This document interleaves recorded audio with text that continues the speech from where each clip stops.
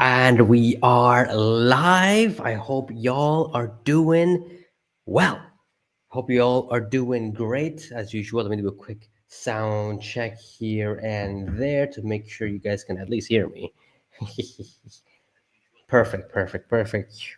You guys can hear me. Let's go. So, how is everybody doing? Solution here saying $600 to $1,000 in 2025. Let's flip and go all in. Keep buying Tesla. If you keep buying Tesla stock if you believe in multiple visions. And he is a Patreon member. And there is a Excel sheet that I've been working on that I'm gonna make available on Patreon because that's what I do on Patreon. I make Excel sheets available on Patreon. Is the retirement, how many shares you need today to retire on Tesla stock by like 2030.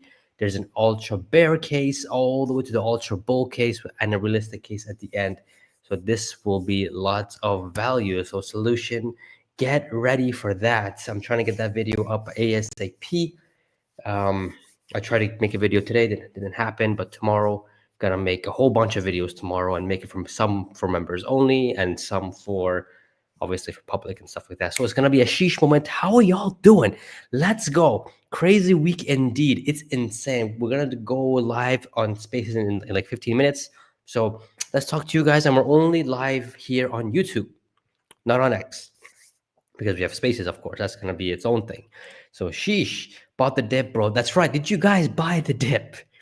Did you guys buy the flipping dip? Sheesh, I bought 965 strong, getting closer. That's insane. Sheesh moment. Good morning, Terry. I hope all is great. So let's go ahead and see something because it was insane what happened this week. So the whole stock, the whole market actually, not just Tesla, the whole market just been dipping, and then Tesla dipped about like 6.5% in after earnings, and then it went back up like literally almost 3%. Let's just stop here, 2.2%. So it dipped. Wall Street panicked, and they realized that, oh wait, energy is much stronger than we thought. It's actually pretty strong. So then on Friday there was a big rally. That's just insane. It's 2% up since their thing. It's oh my god. This is why. I mean, I bought the dip. I bought like 4 shares, and I transferred some funds as well to buy more. Those didn't get ready until Friday. Then it went back up. So I'm just like, darn it, damn it. Q4, however, is gonna be a sheesh moment. It's gonna be really good because they realized that, oh wait, with this energy being higher than um, deliveries, that's actually more revenue and profits. I mean, if you do the math, and I wrote it, I wrote it on X as well. I mean, if you do the math, that's exactly what it is. It looks like, I don't know. Xander is saying that this is a rug pull. Sometimes they do this, they manipulate all that kind of stuff. That's also part of it. Why am I wearing my headphones? There's no music or anything going on. So, um, so yeah, that's that. It's up 2% since Q4 delivery report, mainly because I think of energy storage was up. I think 15% more than I thought, which was absolutely a sheesh moment. So yeah, that's that. That is that. I did already hit nice. Yes, chunky fresh. You bought good stuff. Yeah, bought a dip, but average climbed. Yeah, I know. Same with me. My average is like in the low 200s. Now it's approaching the 210s now because it was at 208 before. Now it's at 210s. But look, quantity of shares is much more important than cost, because if we know that Tesla stock is going to be over 2,000, 3,000, 4,000 in the next 5 to 10 years. So it doesn't really matter. Don't matter. I bought the dip. This was amazing. Not at all stressful. Exactly. But everybody was losing they were losing their bananas. It was crazy. What's your total now? So near, I think at 1060.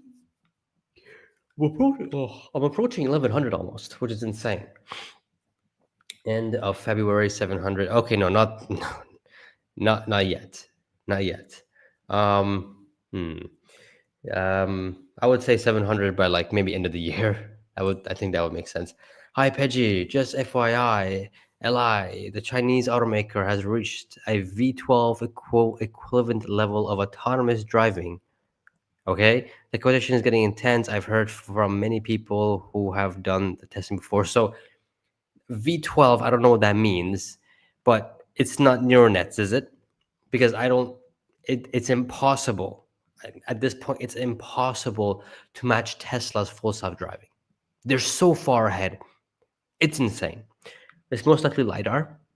So I wouldn't. It's like BMW, not BMW, Mercedes. They're just calling it a level 3, but they can't do what Tesla does on version 8 or Tesla's level 0.5, not even level 1 FSD. So I would be very careful with that. Um, End of December, bro, $1,000. That would be that's only if they pre-order Optimus. That would be insane. Bought the dip at 377, low. Nice. That's a good price. I bought it in the 379s. So that's crazy. I'm starting to realize that, Pejjy. Yes, sir. Yes, sir. That's how it is. Stack those stacks. We're gonna like it. I'm selling my testicles to fund. Oh, that's good. That's flipping good. You know, there's a picture.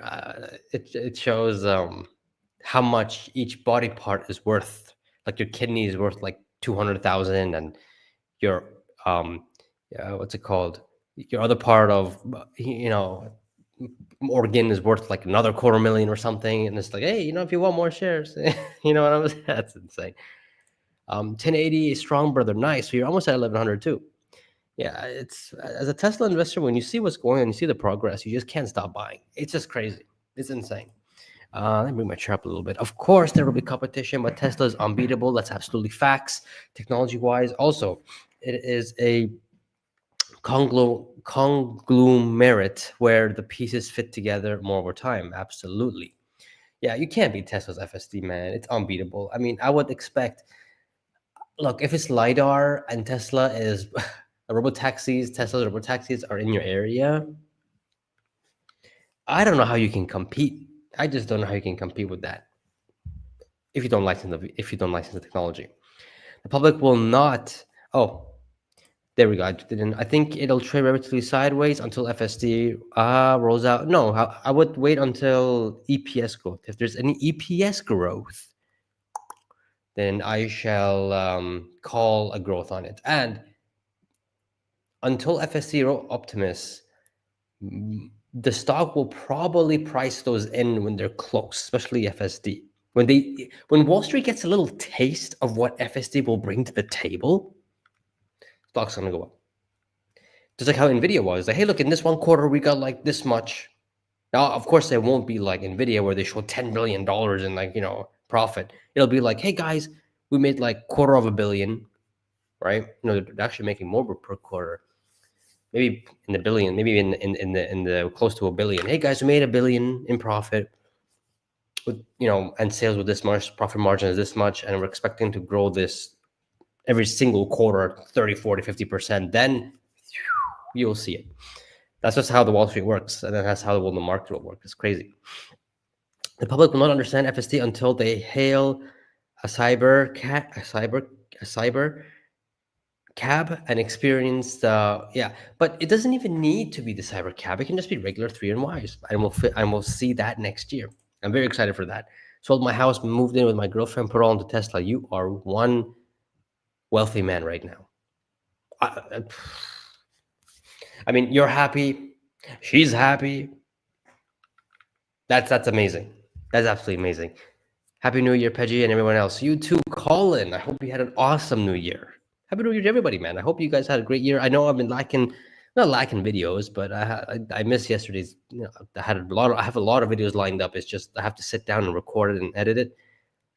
I just need to sit down and do that. Yesterday I was extremely busy. Today I was busy as well. So that's why I just posted an Elon Musk video, and I have a lot of those as well. Just waiting for some. Those are like my backups. But I have a lot of videos. I got like 4 lined up, so I hope you guys are ready. Especially if you guys are members, you guys will get them early access. It's $2 a month, so it's a way of supporting me. Everything is possible. There is no such things as unbeatable. Tesla's their EVs are still unbeatable. So just imagine affordable models. That's going to be crazy. And for FSD, it's just they are the most they are the only company that has real world AI, physical AI. So it's just hard to see it. It's really hard to see it that anyone can come beat them. I'm excited. I'm exiting. I'm excited about. I'm exiting. Exciting about Q4. I thought you were gonna exit it of Q4 or earnings. Yeah, I'm excited too, and we're definitely gonna go live as well. Um, when will FSC be available as a monthly subscription? I wouldn't. Oh man, I think when Cybercaps come out, that's it. No more buying the whole thing at once. And I think within 2 3 years, it'll just be subscriptions, in my opinion. How do you know Q4? How do you know Q4 will be a bit what? A bit good? Bad? Will be a hit. Oh, hit. I think you mean hit, not bit. Oh, because of energy. Energy came in much higher than expected, and it actually makes up for Tesla's loss of the expectation of 506,000, 507,000. I made a post about it on X. So yeah, Elon positioning himself next to Trump is a yeah, being in the position he will be in will expedite exponential growth. He's one clever guy. That's why I'm all in. Yeah, honestly, Tesla overnight became the world became Tesla stock became it de-risked overnight when Trump got elected. I mean that it's less. I would say it's more risky to invest in banks than in Tesla right now. Like that's what I'm saying. And I don't see a feud between Elon and Trump because they need each other. They really do. So the next 4 years, Tesla investors are gonna love it. They're going to enjoy it. I wouldn't be surprised if Tesla beats the numbers. I think they will. Jeff Let's, I think, talked about reduced COGS again. Yep, it's just a 20% gross margin on cars. Whoa, put that in your 20%, bro. I have mine at like 16%. It's hard for me to see 20% because they didn't produce as much. I don't know, but COGS went down.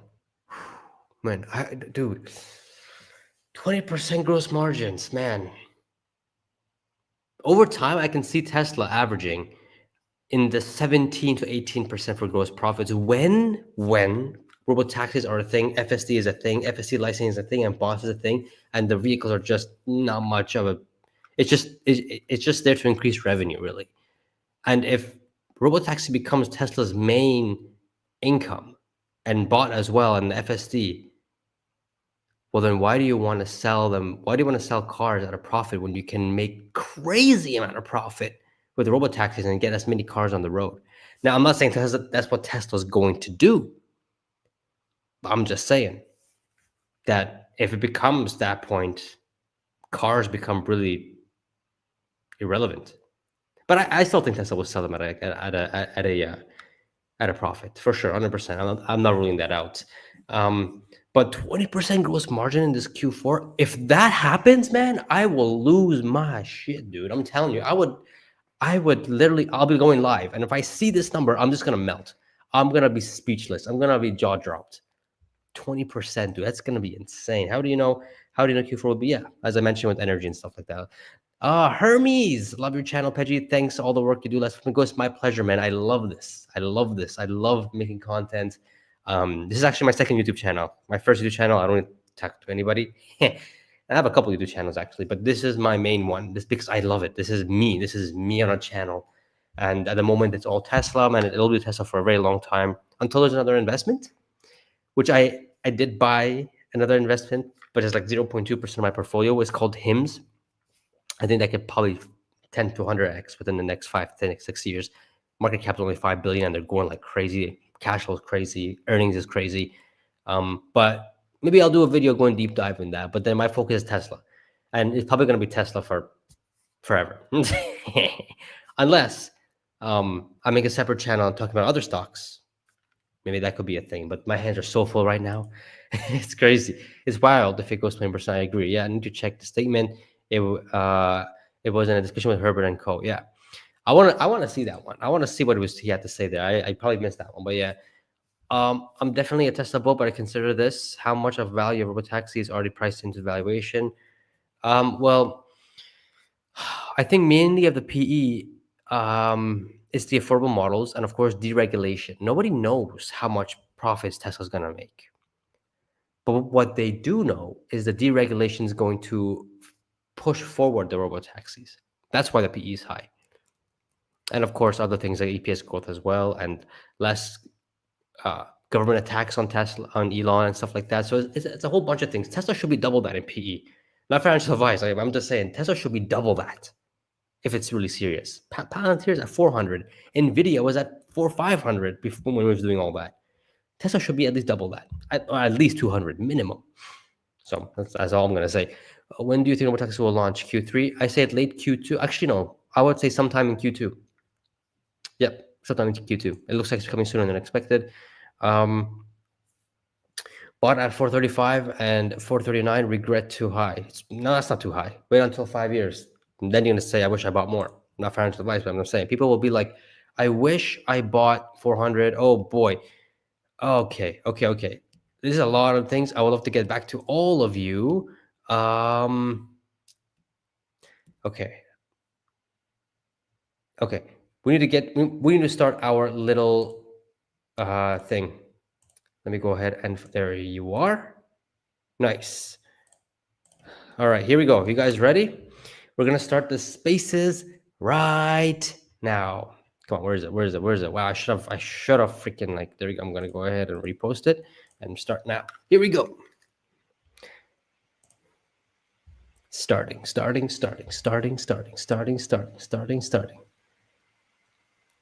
Wait for it, wait for it. Come on. Okay. All right. Hello, Fa, can you hear me? Oh, wait, you're a listener. 1 second. Let me go ahead and invite you as a host. There we go. Sent you the host.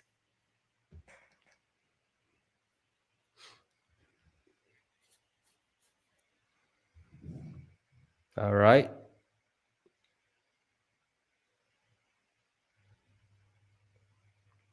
How's everybody doing? Hope everyone is doing well. Hope everyone is great.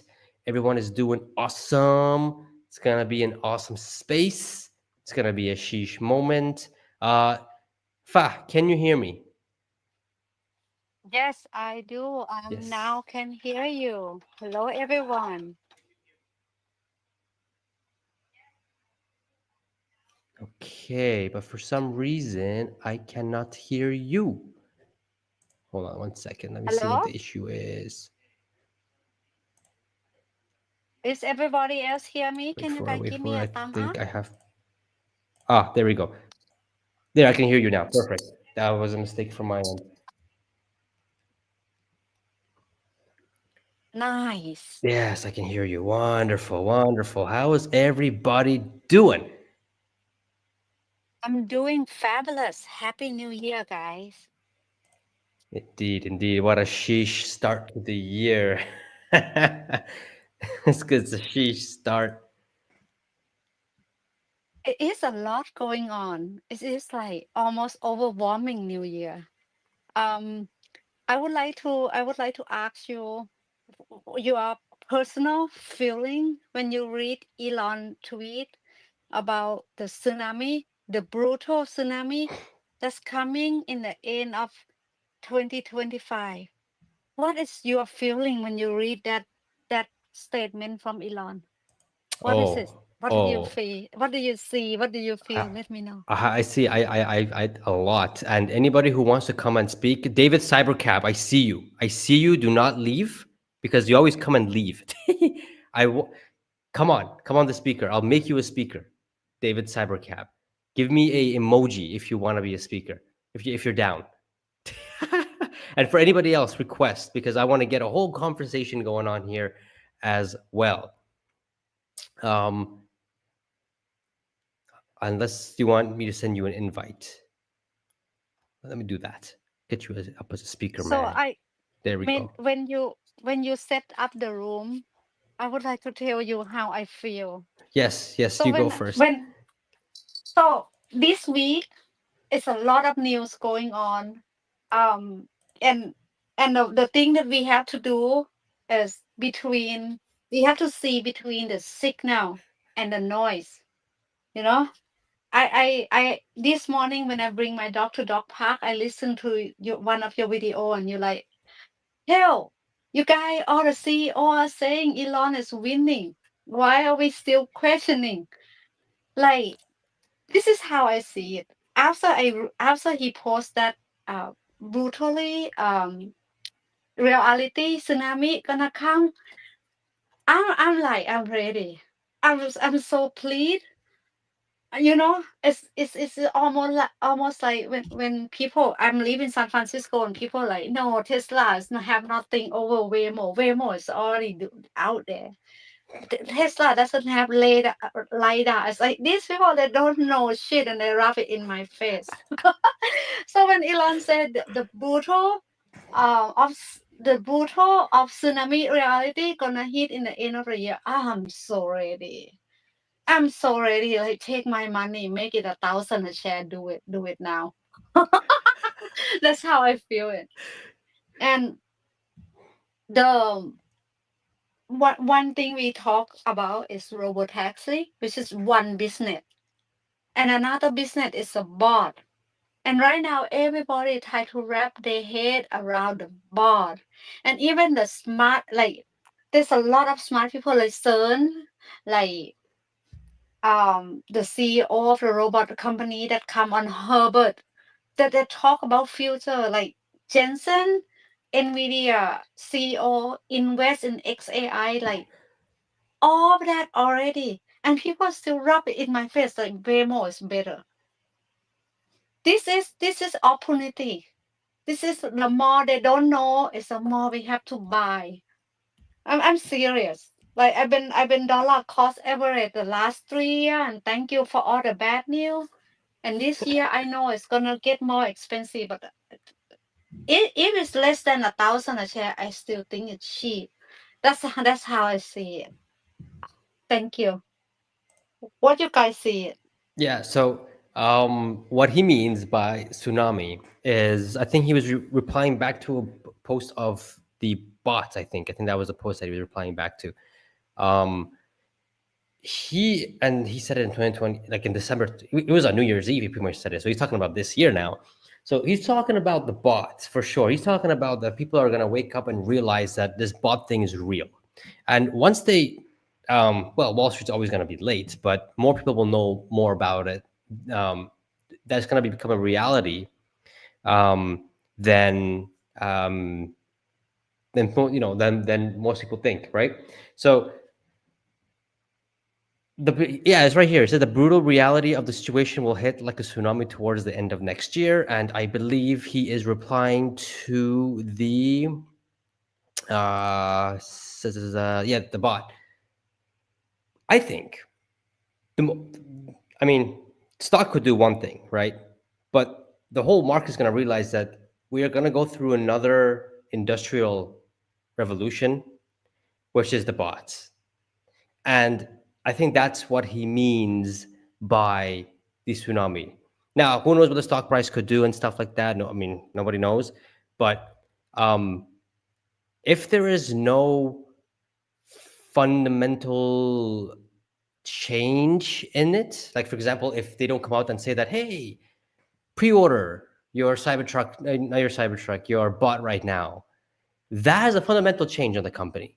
And if that happens, and I've confirmed with so many other, with economists and traders, and just pretty much everyone agrees to this, that the stock can hit as high as $1,000 per share. And I mean, am I am I expecting that? No, I'm expecting at least pre-orders of cybercaps sometime this year, which is crazy.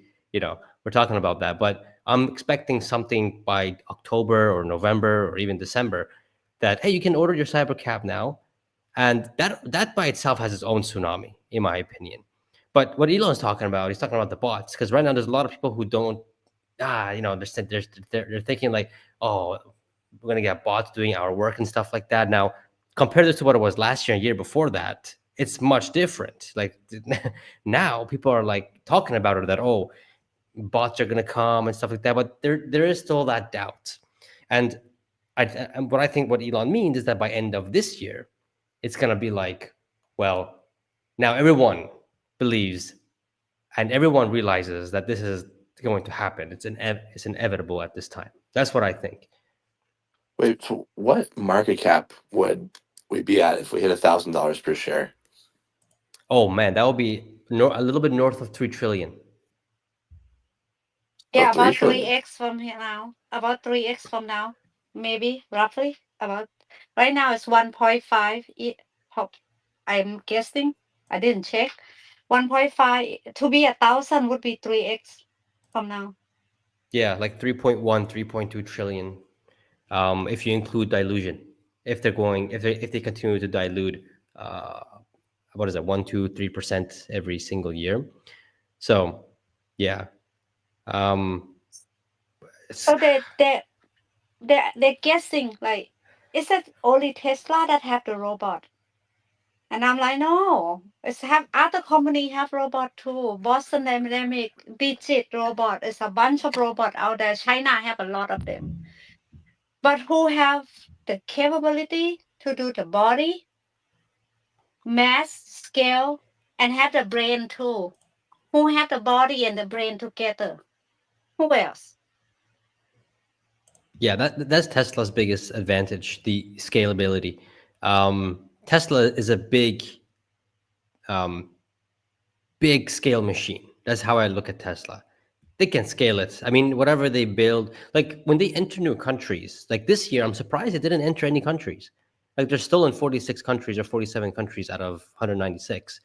And I'm just surprised they didn't enter new. Like last 2023, they entered Chile, they entered Qatar, and they entered another country. It was three countries they entered, or three markets they entered. But this year, or 2024, they didn't enter any countries or any new markets, which was surprising to me. I'm just like, at least enter another 3 or 4 or 5 more, right? So you can have more. But then you realize that, when Tesla goes into a country, they want to build the infrastructure.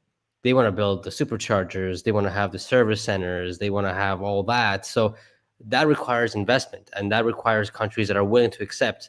I'm here in Kuwait, and there's still no Teslas here. BYD just recently, I mean, they've been here for a while, but now they've went all in here in this market. And now they have promotions that if you buy an electric car, we will come to your home and put the charger there for you. And I'm just like, man, Tesla, what do you do? I mean, that's cool, but Tesla, man, you need to start going to new markets. Now, I think they're waiting for the affordable models to come. Then they will probably enter new markets because it's cheaper, and they are in markets where they're rich markets, I guess you could say, right? But Kuwait, it's a small market, but it's a rich market. But I mean, oil is cheap. It's like, or gas is cheap when you want to go from empty to full. It's like $15. It's come dirt cheap. But that means the charging here is cheap as well. Like I have a friend here who has a Tesla who imported from Dubai, and he charges it at home. He has a whole Tesla thing at home, and he's like, yeah, I don't pay anything. Like I don't. I mean, if anything, it's like 10 cents a month, because it, it's not renewable energy that um, powers or charges the car. It's oil and gas, so it's practically free. So but it's crazy to see BYD here, and they're doing all the things. And they have a big showroom. I'm gonna visit it in a couple of days and see how it is. But they have this promotion where it's like they'll come to your home. But the majority of people here live in apartments and they don't have parking spaces, so it's very niche. It's very niche for electric vehicles here at the moment. But yeah, as you said, Fa, when it comes to the bots, yes, there's like so many other companies doing it, but they don't have the scale that Tesla is going to have. And that's important. That's very important. If Elon's vision becomes true, where we're going to have more bots than humans, which is like 10 billion bots, you could give it if Tesla can scale the way that we think they are, and they're going to be in markets that we know that they're going to be in, I could see them having at least 30% market share. I know 20% is like the soft spot, but I think 30% is like if you're scaling and taking market share like 3 billion, imagine 3 billion, imagine Tesla selling 3 billion bots in total. I mean, that's trillions of revenue and profits. You know what I mean? Like that's insane. My brain can't comprehend that, let alone the robotaxi, right? Robotaxi is much less than that. But the bot is just incredible. And I can't wait. I can't wait because I don't know if you guys like here in Kuwait again, we have a maid and they do the laundry, they do the cooking, they do the cleaning, the washing the dishes, the laundry. And, you know, it's crazy because so much time gets freed up. Now, when I come back to Toronto, I don't, she can't come back. The maid can't come with us because, they don't recognize, Canada doesn't recognize, maids. And if it is, it has to be an employee. So they have to get minimum wage and all that kind of stuff. So screw that. So they don't recognize that. So that means I have to do everything myself, cooking, cleaning, laundry, all that. And oh my God, the amount of time it takes, it sucks. And so if we can get a bot to do all that, then oh my God, it's amazing. It's crazy. And then some, Uzi, what you got? Yeah, well, first for the charging and new markets for cars. Now, I did want to mention like that there is a barrier to entry. Tesla usually has to talk to the government. It requires significant investment. But once the infrastructure is built out, they're not gatekeeping the chargers, right? So, a Lucid could join too, and then people could buy Lucids because of Tesla in that market. So it really has to make sense for the consumers and for Tesla. So I do think it's the cheaper models. I think that will accelerate that. As for Optimus, like this is my favorite topic like ever. You were saying like, oh yeah, maybe I'll have Optimus like in my house.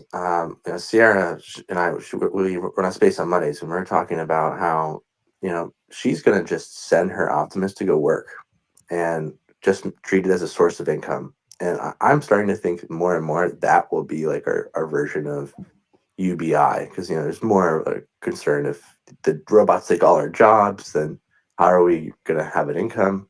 I think that's what it might end up being, is that you have a bot to go work for you, and then maybe if you're wealthy enough, you have a bot for your house to go exactly as you described, clean, cook, um, I don't know, walk the dog. I don't know if dogs like robots, but you get that, like domestic chores.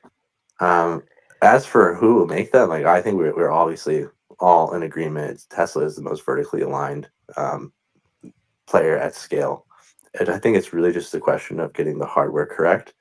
And then I don't know how they're going to manufacture it, right? Like if the Optimus is able to build other Optimuses, then it will just grow exponentially. But I don't know if it's just going to be a manufacturing line. I'm pretty sure they're just made with hand right now. So so yeah, I I agree with you, Uzi, about robot can go work for us and earn us money. And I saw the Sierra, the girl, she said in her profile say robotic ethical AI expert. Would you like to speak, Sierra? Hello. And let me know if you would like to speak about robot with us. So right now, how it start is Tesla have it. Tesla have Tesla bot. We saw it in a V robot. And the question is, who else have it and who else can make it mass product? When the Tesla bot gonna come to us? It's already the ad. Tesla already have the ad. The Tesla bot take grocery out of the car, which is if you can think, Elon Elon Elon vision is to give time back to us. Full self driving, we don't have to drive. Give us the time back. The time that you sit in the traffic, give time back to us. And the Uh, for, robot will do our chore for us, will go work for us. It, robot will make GDP. That is another thing that free the time back to us. The tunnel go between the city, skip the traffic, just give time back to us. And the New Orleans to fix you when you have stroke.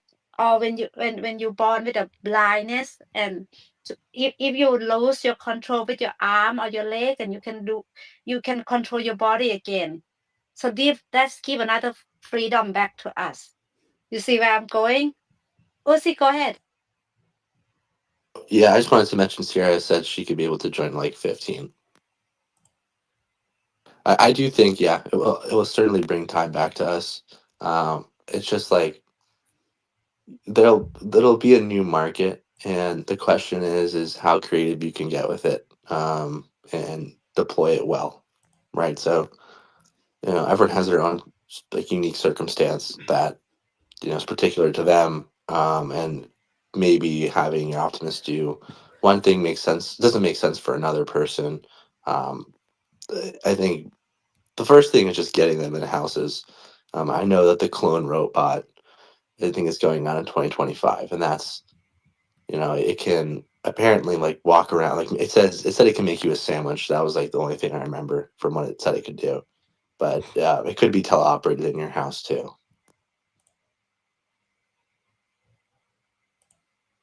Jen, hello, Jen. Hello. Hi, everyone. That my favorite of all the Tesla products is Optimus. And I've got a lot to say about it. One thing that I feel like we haven't mentioned, so I've heard some comments about like the competition and other robots. And while there are other companies that are making robots, and some of these robots are viable, like I was at a restaurant the other week and I saw a robot delivering food to the tables. It wasn't human shaped, it was like a little robot delivery bot, but there are a lot of robots that are in service today. What I think that we're all failing to like see what really sets Tesla apart is FSD. So FSD is really solving for perception in robotics, which is what we needed to do to put robots into manufacturing effectively, because currently manufacturing robots, they don't have perception. So, and I've used this example many times, that let's just say that you have a wood board coming down the conveyor belt, down the line, and a nail needs to be hammered into it by a robot, right? Well, as long as that nail is perfectly straight, then a current robot today can nail it. But what happens when the nail comes and it slips a little and it's out of place? You have to stop the entire line, and a human has to intervene, and it has to right the nail. So in manufacturing currently, which is an enormous market, because when you're talking about sending a robot out to work for you, trust me, it could do all of the manufacturing jobs. It's a big part of the total addressable market. And so until we have a robot that can write the nail, it's not that valuable to manufacturing. However, when we were watching the video at the last shareholder meeting, and I love that Elon just let it play on loop behind him, and the people who know knew what was going on. The Optimus robot was moving 4680 cells into a case, a slotted case. And one of those cells fell crooked, and Optimus righted it. Now, what I would really love to know is if Optimus was being teleoperated at that point, or if it was using its own software, because I do believe that a large reason for even going forward with the FSD was not only to save lives and for us to have the cars drive themselves, which is amazing, but I think it was to solve for perception and robotics. And I think that they have solved for perception and robotics, which is why Elon is so bullish on FSD being approved for, level 5, I guess, this year, and talking about licensing already. And I want to say it was California and Texas.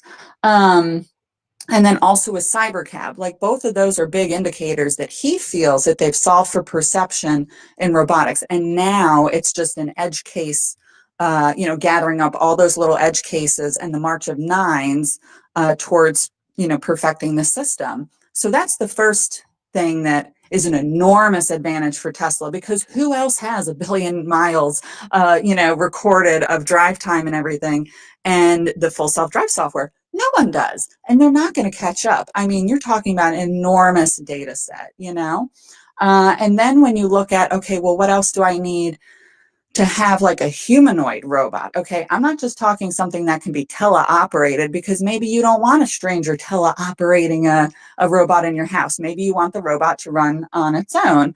And so the next problem that I think he is solving is not perception in robotics, but it's reasoning. And so reasoning, like for computers. Okay, and so that I think is why XAI is such a huge deal. I think that's why Grok is such a huge deal. And I think it's half the reason that he bought Twitter, because he needed that big human language data set.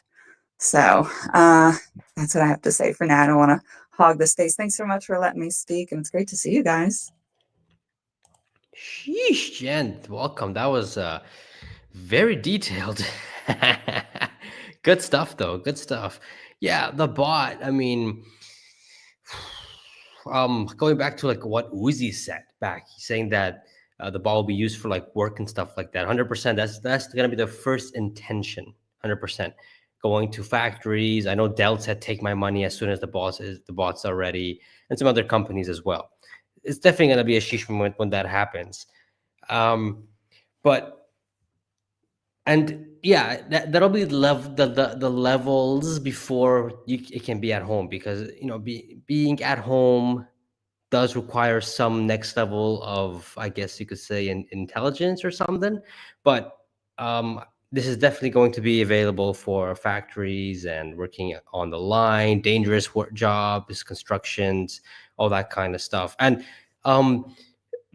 Jen, when you were talking about that video with the 4680 batteries, that was like 2 years ago, I think, or last year. But just recently, with what the bot was doing, going down the hill, being outside, just walking down the park, and it slipped, and the way it caught itself, that was not teleoperated. At least I don't think so. When I saw that, yeah, You Yeah, walk sorry, I was better going to than me. interject.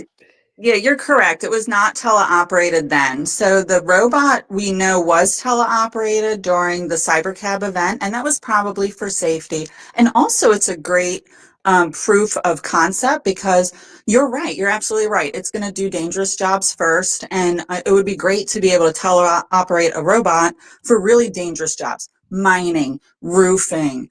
There's probably a million others that I'm just not thinking of. So you're right. Even if we don't have the solve for reasoning and computing just yet, just having the FSD data is what is allowing it to move around by itself, because you're right, it doesn't have LiDAR, neither do the cars, and they move just fine. So I think what we were seeing is the kind of like what they've learned from FSD and being applied to the robot. So just like each car has to kind of train on it as we get new models of cars, like the Cybertruck did not have FSD immediately because we needed enough miles with the right telemetry, and like all the right input. And then it had FSD. So I think that's what we're going to see as well with the robot. But that's just my guess. I'm not an expert. I see a lot of hands. yeah, no, that's Can I say? yes, David, go ahead. Tesla should make UFO. The robot used to labor is waste. The robot has the very high intelligence. It should not be a labor. They should Musk should invent the UFO. Do you know UFO? Yes. Use rocket to the Mars. It's impossible. You should use 5 months to the Mars. UFO can jump to the end everywhere in the universe. You 1 second. You're saying Elon Musk could build a UFO so he could fly to Mars within seconds? Yeah. And alien has access. Shut up. Let me say. Alien is access in this universe. you can see if a river have a fish, so the whole earth have fish in the water. What are you talking So about? there are billions of plants in the universe. So billions of human in the universe. So aliens exist. It's true. And the Musk invented the chips to Just move him. insert your brain. This is not good. But that's funny. Uh, why this is not good? Because your body is made by meat. Your human body is flesh. So your What flesh is this guy talking about? mixed with the machine. It is not nature. You know. Okay, thank you. Mm. Yes, yes. Thank you, Yeah, David. Thank thank you. you. Uzi, you have anything to say? To get pass it on to Uzi. Yeah, I don't know about that. I was raising my hand in response to Jennifer. I pinned up the Yeah, that's post. I fine. hope That's that's all fine. right. Yeah. I think she was saying like like vision for Optimus was like done or like perfected. I don't think so. I think they didn't have the what's it called? They don't. She said perception was perfected. They don't have vision on Optimus in that video where it's walking up the grass and tripping. And that's from I pinned it up from like the Mm. guy who runs Optimus, Milan.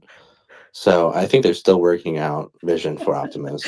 I was thinking. As for like the connection between FSD and Optimus, I'm not like again, I'm no expert. I'm just learning like you. I do think that training like FSD is completely different than training for Optimus. Like you're training a car and you're also training a robot, which are completely different things. Like a car can move left, right, forward, and reverse, whereas a robot is in like a 3D world.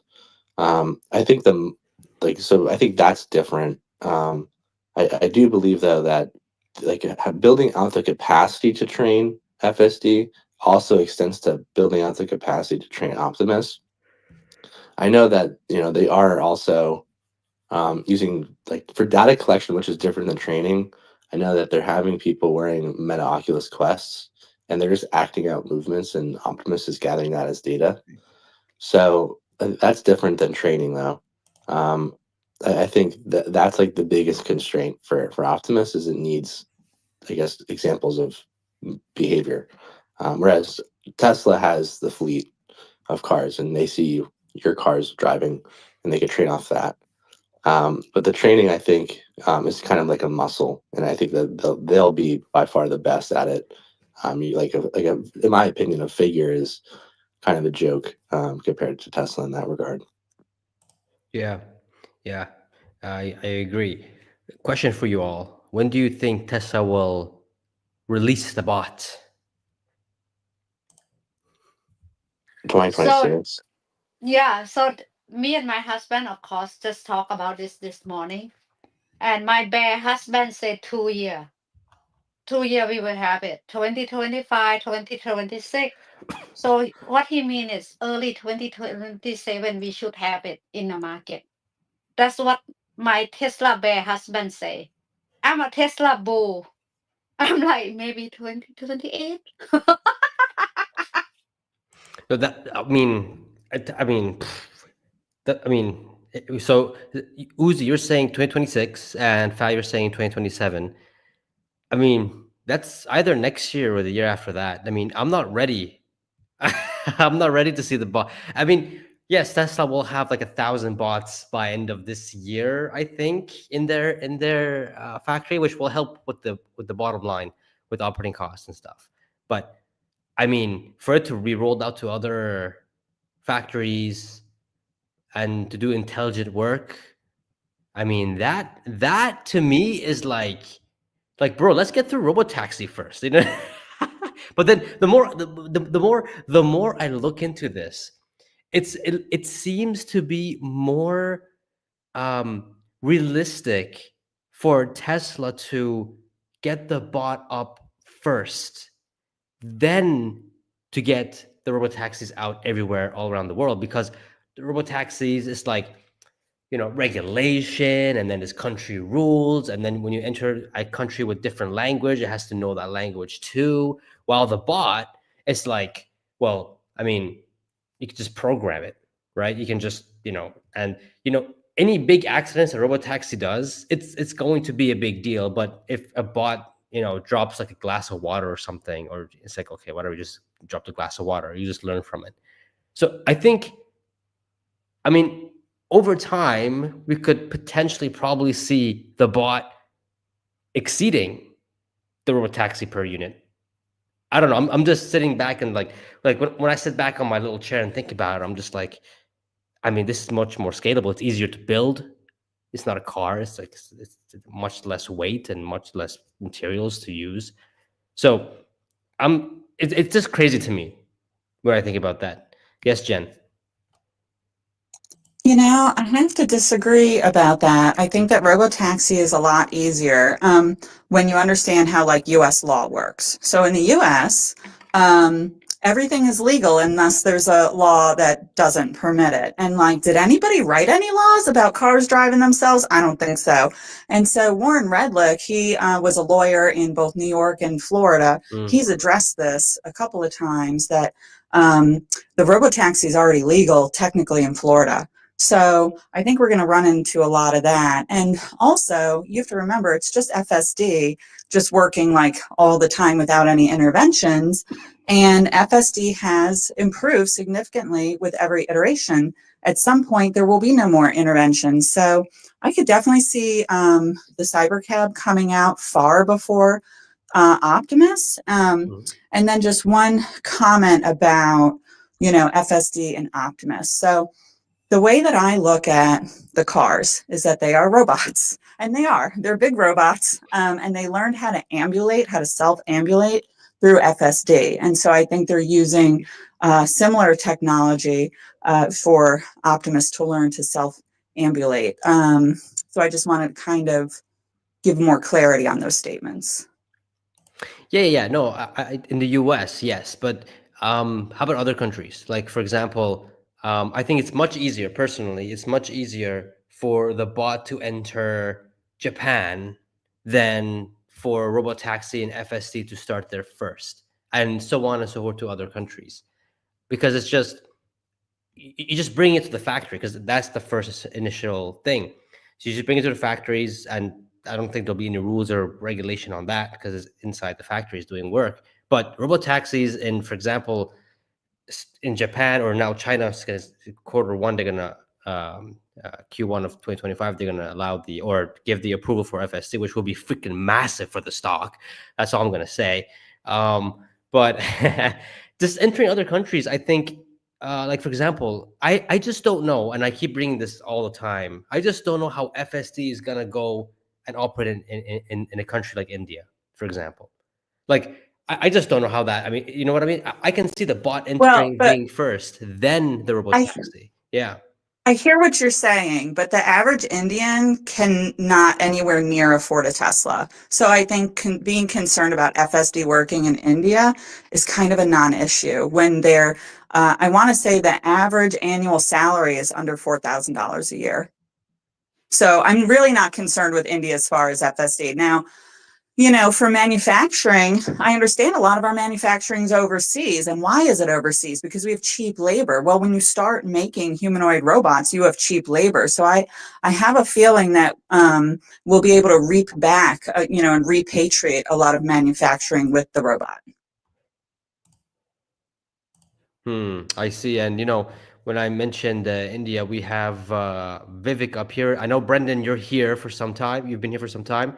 So after Vivek, I want you can go ahead and speak. So Vivek, I said India. What you got to say, my man? Yeah, no. I think just the bare snippet that I heard from Jennifer, totally spot on. I've spoken to Warren Redlick a bunch of times about this issue, and the thing is, he's been living in Asia for the last couple of years, and so he has a pretty good feel for what the market is there.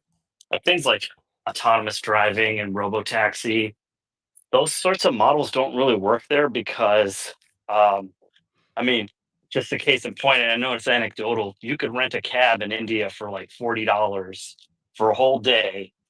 And, this guy could just drive you around the whole of like Mumbai, So, like, from a pure economic standpoint, like, it just it doesn't jive. It's a different market where I do think India will really, really thrive. And Elon was supposed to be meeting with Modi earlier in 2024 with Trump, but I guess that got nixed because of obviously the election going on. So there's a lot of variables going on during that time.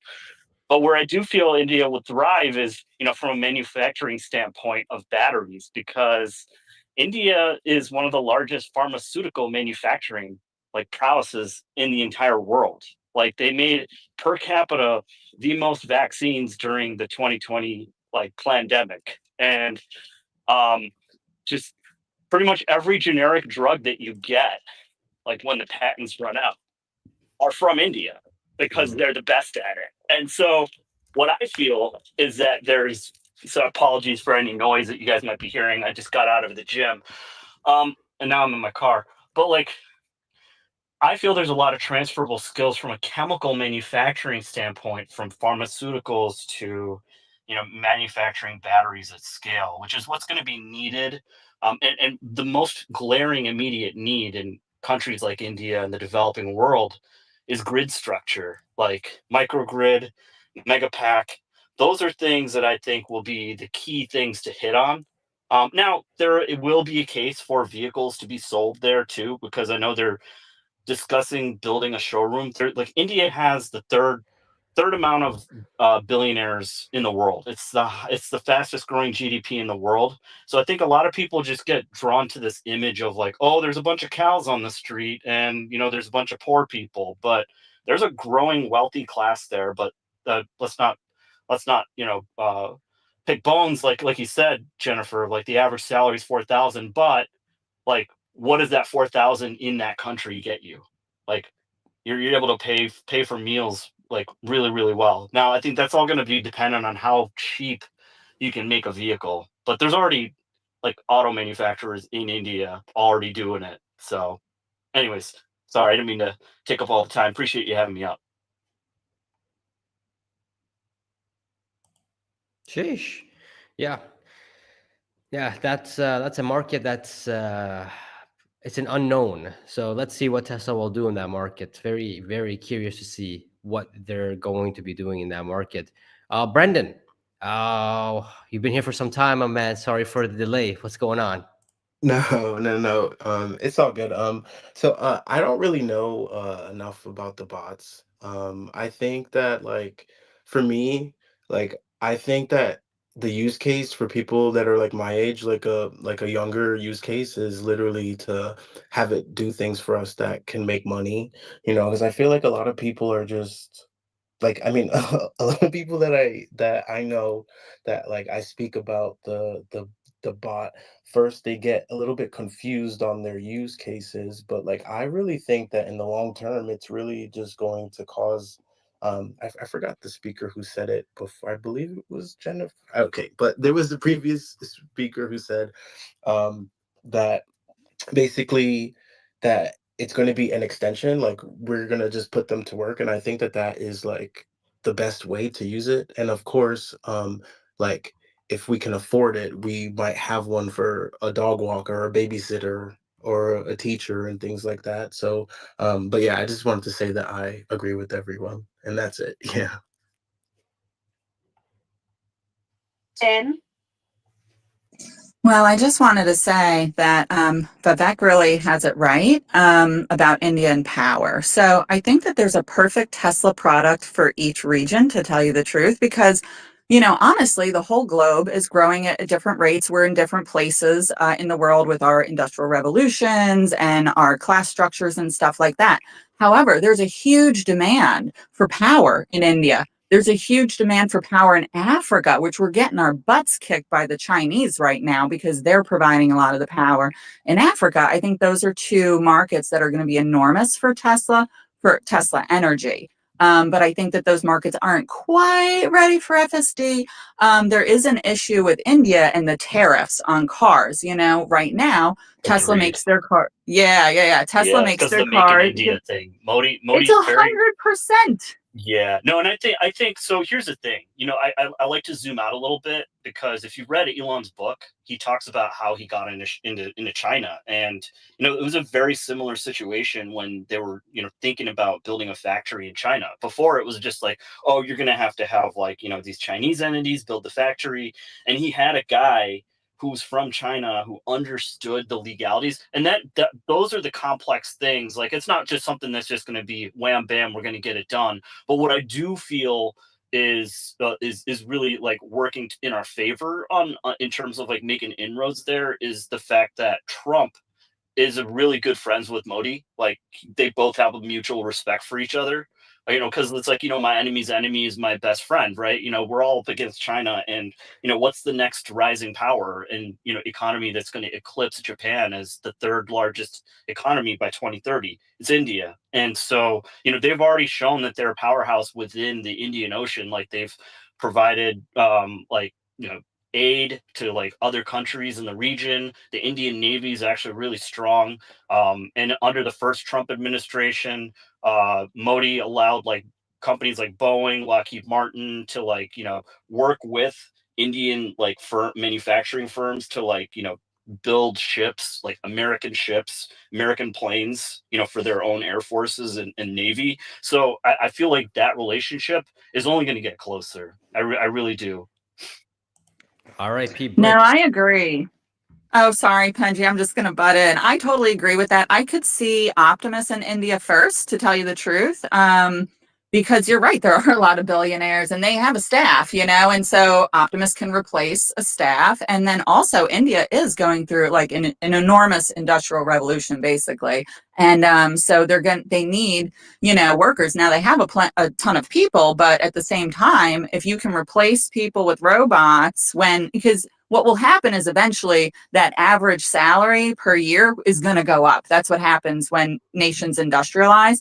And to do all of that manufacturing that they're doing right now that Vivek was talking about, you need power. You need a ton of power. And so that's why I think Tesla Energy will reign supreme in India first, and then Optimus, and then I could see Don't sleep on the FSD. manufacturing in India too. Very good point, Jennifer. Because like also AI and robotics, where are we getting all of our AI talent from? It's predominantly India and China.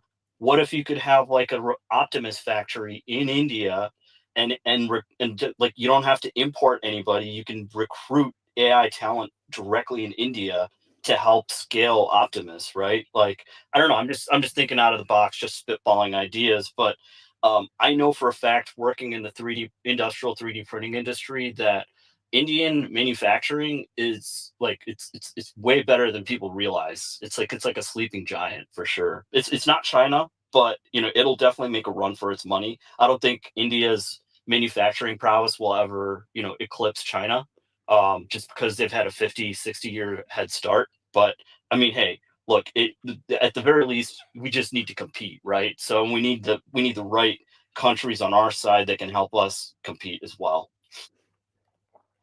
Well, if I'm not mistaken, India is in like an interesting position because there's tensions with China. They're not obviously not in the Western Hemisphere. And they're somewhat, I think, friendly with Russia. Like they'll take Russian oil. So they kind of have, if you're not America and you're India, it's not a bad position to be in. They just need to, I 100%. guess, work on infrastructure, right? I think that's the big question. Is I guess when we talk about the pros, there's the shared, Bureaucracy is going to be the huge thing to kind of overcome in India. And, yeah, just the few times that I've visited, and, I remember going to like mail a letter with my grandma as a kid. And, we went to the post office and we had to go to like 7 different stations to get a stamp. Like it was just insane, but I mean, again, that was a long time ago. I'm sure maybe things have probably changed there, but like there's bureaucracy there because there's so many people and they have to like give someone something to do, right? But like I forgot where I was going with this point, but I think you definitely hit the nail on the head. There's a lot more variables in play that need to kind of get ironed out, but I'm optimistic. I'm optimistic about Optimus. Yeah, it's funny because with all this going on with India and stuff like that, what comes to mind is BRICS. Like, it, you know what I mean? Like, I just don't know, like, long term with this BRICS thing, how can you go forward when, your arch enemy is part of, Well, you know? I think you have to zoom back to the last like 40 years of like geopolitics. Why was BRICS formed? BRICS was formed because these countries felt like they've been kind of like kept at the kids' table. Like you have the largest fucking democracy in the planet, and it's not even on the Security Council. Like what the hell?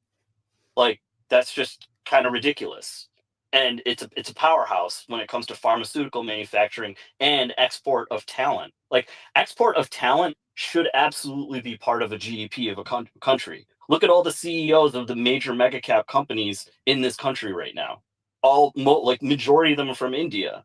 Like, I mean, and they're executing really, really well at a high level, right? But they're also contributing very, very positively, even on a scientist level, like lower tier levels of like organizations to all of these companies, right? I mean, Ashok Elaswamy, who's from Chennai, India, which is where my family comes from, is the head of AI in Tesla. I mean, like we need people like this. And that in my opinion is something that doesn't get factored into like a country's GDP. Like the talent GDP that's coming out of China and India is just like astounding right now.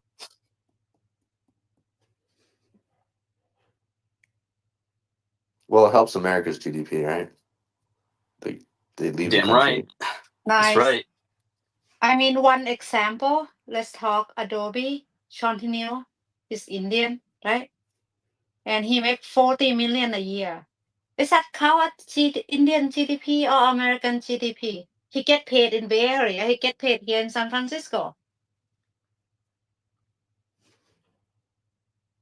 I'm sorry, we go like geopolitics. I like it. This Yeah, is sorry like about that. I didn't mean my to no, it's this is good. My brain tangentially. is I got No, I, I, a I, lot I got a lot of juicy for my brain. yeah, no, I love, like, outside of Tesla and stuff, I love talking about geopolitics. It's just one of my favorite things to talk about. But I mean, I don't talk about it on the channel or anything because just most people don't find it that interesting. But when you're talking about Tesla, you can't really avoid geopolitics.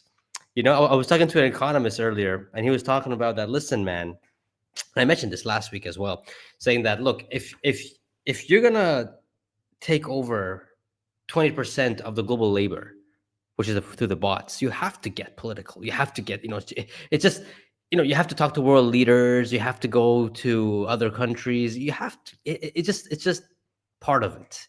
And it kind of opened my eyes a little bit. I'm just like, okay, that's true. You have to be talking to people and talking to countries and getting a little bit more into the political side. Even though Elon doesn't really want to, but it's what he has to do if he wants to get Tesla to the next levels. He went all in.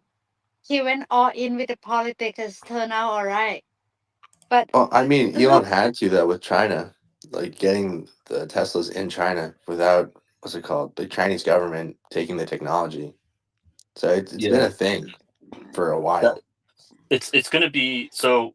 The last I heard when he was doing the India thing, he was talking to Mukesh Ambani, who's the 10th richest guy in the world. He's like the CEO and founder of Reliance Industries, and they're kind of like a telecom. They kind of like a do it everything sort of like multinational conglomerate, and like it's going to take partnering with guys like that who understand how to navigate like the regulatory hurdles and stuff like that.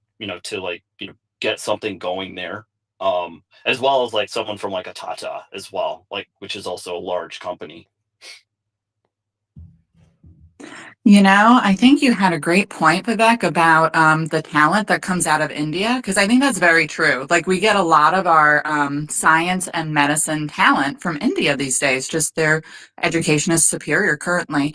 And so it'll be interesting to see how this H-1B visa stuff, plays out, because it wouldn't be an issue if we put a factory in India, because the talent pool is there. So it's a great idea to put an Optimus factory in India, I think. And, then they can serve like Asia from there, you know, or even doing like a mega pack factory. I could see a mega pack factory. And then once Tesla is inside of India and they're doing business and they have factories in India, then when they do decide to make cars, they won't have that 100% tariff to deal with. But so I think that is probably going to be a really great.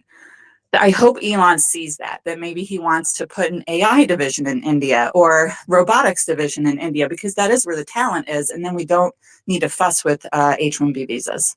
Oh, I agree. And, also here's like a parallel example of that. Once Giga Shanghai was up and running and clicking on all cylinders, Tom Zhu like rose up through the ranks and is essentially like Elon's like right-hand man when it comes to like manufacturing efficiency, operation efficiency. He's practically his Tim Cook right now. And so like he brought him stateside because Shanghai's been doing such a good job. And he's like basically had him go to like every gigafactory to basically optimize like their like production workflow. So like that same kind of thing is what I would expect would happen, assuming, this could happen. Obviously, again, this is all speculation and stuff, right? So like, I mean, these are just things that I just speculate and think about. I think Vivek is saying something different than Jennifer, though, because if Jennifer's saying that we should have an AI division in India, I think it's different than what Vivek is saying with like the Shanghai team. The Shanghai team is working on like hardware, not any software, from as far as I'm aware. No, that's what I'm drawing a parallel between what happened with the hardware to what would happen with the software. Yeah, like look, I'm like, as like an American, I don't think America wants another country to have any proprietary like autonomy technology in other countries. I think we'd want it all developed in the United States. I think, and I wasn't suggesting having them build hardware though, that I don't think that would be a problem. But if someone has the ability to, I don't know, use autonomous vehicles or whatever it is, and then the other country can just nationalize the company or whatever it is, I don't think America would like that at all. I wasn't suggesting sending the entire like AI division to India. That's not entirely what I was saying. What I was saying was that you could have some AI talent that are working there, not necessarily have the head of AI in India. So I just wanted to clarify my point. Yeah, I mean, you could have a team working there, but have them important components be imported. This way, you can just be protected if anything goes wrong. You could do that. I do think in reality though, it makes more sense to just have everyone in one place and just what's the word, cluster all the talent. That's what it is in Silicon Valley. But you're going to have clusters, in multiple countries to support, the artificial intelligence models for each place obviously, too, right? So. Obviously you don't right now. And if the model is generalizable, it can go into China and learn how to drive. It's just learning how to drive based off the country. So I don't think you need it at all. Fair. If you want to sell Optimus robots in India, you are going to have to make them there. I'm just telling you that right now because of the That's tariffs. the hardware, though. Well, but there's also software that's included with it, and I don't think there's a real risk of India nationalizing foreign companies. Now, in China, for sure, I agree with you. And I think part of the reason why Elon brought Tom to the United States is because he was too valuable of an asset to leave in China. Yep. That, as well as the operational efficiency. He wanted to bring that to all of the production lines here in the stateside as well as in Europe. Oh, yeah, I completely agree. I think that Tom does an amazing job. And, there was a time in China not too long ago where like billionaires and CEOs were disappearing. I don't know if you guys remember, who was it that Jack Ma. Yeah, thank you, Jack Ma. He disappeared for 2 weeks and then he came back with some different opinions and has been really quiet. So, China still has some issues in that area, so that I don't see in India personally. Yeah, like India is not it's not the India of the 1970s with Indira Gandhi. It's really come a long way. it's deregulated for sure. There's definitely more work to be done for 100%. My brother owns a business. He operates part of it in India as well. So I'm not like personally familiar, but I've like just having conversations with him, just listening to him talk about some of the things that he's had to deal with. Like he's had to like hire lawyers there to kind of help him navigate those sorts of things from a business perspective. So I mean, obviously, when it comes to something like a potential gigafactory, for batteries or whatever it is they want to do there, like obviously they're going to want to have like key partners that can help them do that. And I'm sure Elon already knows that. So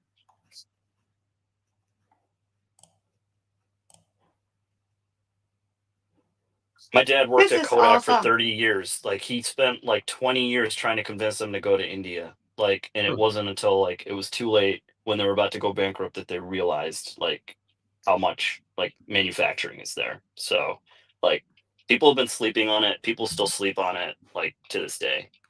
Like Wait, what India is the company key. was that? What company did you Kodak. say your dad? He used to be Kodak? Kodak. Yeah, my dad was the head of R&D there for a number of My dad years. worked at Kodak for 19 years. Stop it. What? That's what? Yeah. Oh, that's funny. We lived Amazing. in Rochester for a while. That's where I'm from. Oh, wow. Okay, we'll talk about it later. I'm going to shock you. I'm Yeah, for about to sure. DM you something. Long lost friend here. Ha ha ha. Sheesh. No, that's awesome.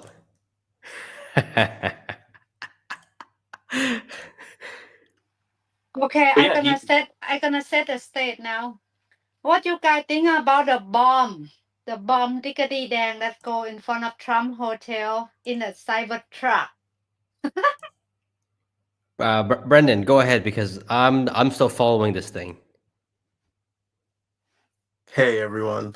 So for me, I think that the whole bomb thing, well, first of all, I think it's just crazy, it's absurd.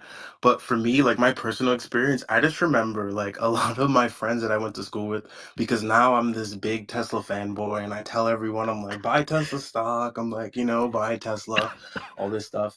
I got so many messages that were just like, "Oh my God, like look at this." And everyone's like, "This is why I'll never buy a Tesla, da da da." All these things. And I just remember saying, like, at that moment, like, oh, well, like, this doesn't usually happen, but like, let's see how things like, like turn out. And literally all of them were just like, wow, like, I didn't even realize. And I have two friends now that are like, wow, like, they now see that the Cybertruck, like, protected other people around, like, because it could have been a lot worse. Like the whole awning, like the whole valet part could have come down, the windows could have been smashed, like literally. Like, so I think one, it was great advertising for Tesla. Two, I think that Elon should really take that truck and like make a whole show out of it, because I think that that's good advertising. It shouldn't cost them that much money to do it. And like I just think that this overall, like, even, I mean, even though someone died, I think it was a good thing overall that happened for Tesla.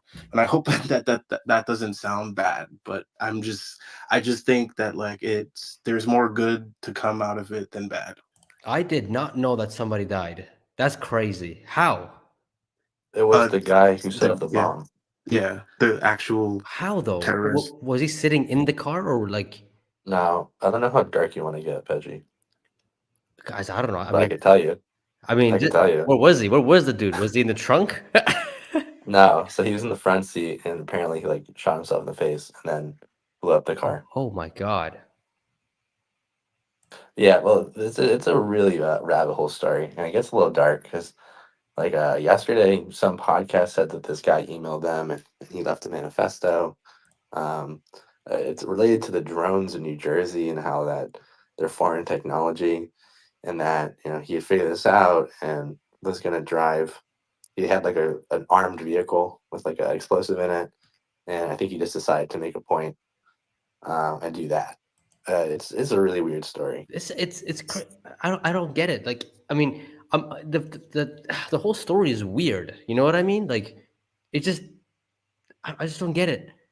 All I know is that yeah, it sucks how everything panned out for this individual, but I'm just like sitting here and I'm just like, why? I thought for me it was a act of terror, maybe a assassination attempt on Trump or Elon or something like that.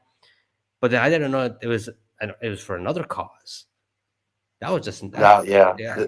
he said that the drones over New Jersey were like Chinese drones that were, I don't know, they could deliver a payload or something, and that Sending he had drug. If they use a gravity drive or something, like that's like super hyper advanced technology, and that the U.S. has it, Chinese has it, and they've been holding out on the public or some bullshit. Oh yeah, I mean, dude, the next dude. I mean, you guys see what's going on in Russia, Ukraine, man. Those are like, how creative they get with the drones and stuff like that. You think that U.S. especially the U.S. is gonna sit back and do nothing? I'm pretty sure they have some next level drones sitting in like Area 51, ready for like, you know, something that we've never seen before. I mean, if the F-22, which is the world's best fighter jet, is a 90s from 1990s. It's Imagine been what they nice got knowing you today. guys. I think we're all gonna die now.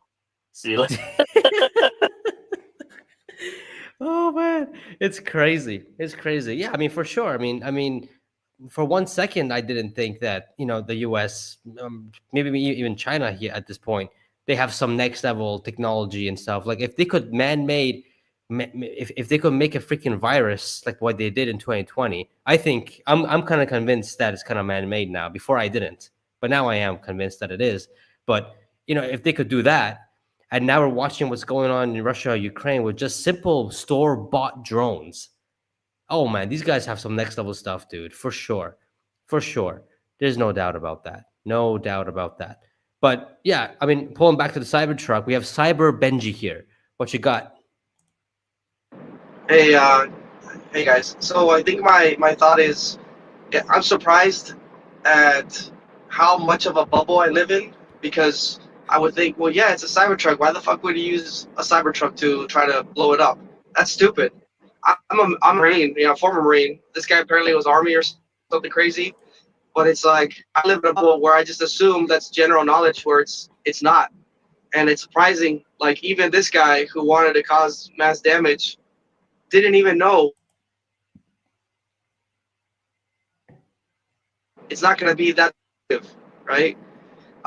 So I found that kind of surprising that it really made me remember that a lot of people don't know general knowledge about Teslas or the Cybertruck.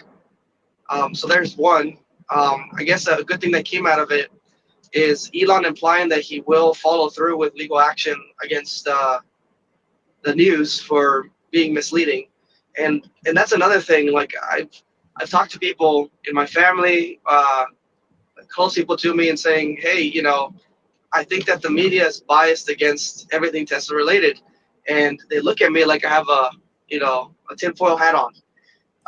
And I understand their perspective, right? So you read some of these headlines and they're very factual, you know, but when the general population feels a certain way about Teslas or electric vehicles, for example, they all catch on fire. When people read that because they don't know, real knowledge of Teslas, they are their feelings are swayed in one direction or the other with these headlines, whether they're misleading or not, right? So I think that's another really good thing that happened was Elon finally saying, you know what, we're tired of all the smack talking, and he'll follow through with some illegal action where he can. And that's a kind of a slippery slope with free speech, and I believe in those values like he's been trying to push this whole time. So I mean, that could also backfire if he does do that. But at the same time, I am pretty sick and tired of the news media really um, being the headwind for Tesla. So that's what I don't like. But there's that. That's all I got. Good points. Good points. Coming from, I know you're driving a Tesla as well from that clicker noise. Haha. Yes, truckers. Hammock. Hello, yes. This is Trucker's Hammock. I don't own a Tesla, but I'm a big investor in part of the logistics chain. That's how I got to know Tesla. And people are always wondering why the media hates Tesla. Well, it's because they're the largest disruptor that has ever occurred, I think, in modern history. I remember in 2015, 2016, this is how I found out about them. We used to ship all international. I worked for FedEx as a semi driver, and it changed to 80% Tesla here in Detroit. And I remember I talked to a guy and I said, "Well, you have a lot of Tesla." And he goes, the first thing he says to me, "This is 2015 now. He's an idiot. He's going to go bankrupt." And I thought, and I know this guy didn't come up with this himself. There's no way he came up. He was just told, the unions at that time had just told, they knew what was coming. They foresaw the future, that this guy was going to take away their jobs and their income. And because of that, and the media is the same way, because they don't advertise. They are public enemy number one. Thank you. Yeah, absolutely. Sorry. Yes, Vivek, I thought you were gonna go, and I just cut you off. Sorry, my man. What? No, I was fine. I wasn't gonna say anything. No. Ah, then somebody was. But anyways, Brendan, you got your hand up. What's going on? Hey, I just wanted to respond to Cyber Benji. Um, I feel like I don't think it's that you're in a bubble. I think it's just that since you worked at Tesla and you understand like how things are done, like it's hard for you to really like I guess like look at it from other people who don't have that knowledge. And like from my experience is just that like most people that I speak to, especially about the Cybertruck, they think that it's like built awfully. They think that it falls apart, that there's so many recalls, but that's just the narrative that the media paints. So but but yeah, I just wanted to say, it's not that you're in a bubble, but it's just hard for the other people to really get access to the truth. You know, like the only way to really find the truth is if you look for it, and most people don't have the time or want to put in the effort to do that. But yeah, that's all. Yeah, it was crazy. Like when we saw the Cybertruck on fire, the whole media was going like, "Oh, see, Cybertruck is on fire," all that kind of stuff, and shame on them for not like investigating a little more because just shame on them. And it's crazy that this whole thing turned out to be like, I don't know, like when I saw the Cybertruck after the explosion, I'm just like, this thing just needs a window and it's back on the road. You know what I mean? Like, I'm just like, this thing is, you know what I mean? It was crazy. I'm just like, I think it was, I don't know who it was one of you guys that said it, that, they could use this as a advertisement, but because somebody died, I don't think they will use it. But yeah, it was Uzi, I believe it was. Yeah. So it was very interesting situation. But let's talk about what happened with this Q4 delivery report. Okay, I want to know your reaction, guys. What do you guys like when it first came out? What was your reaction? What do you guys think?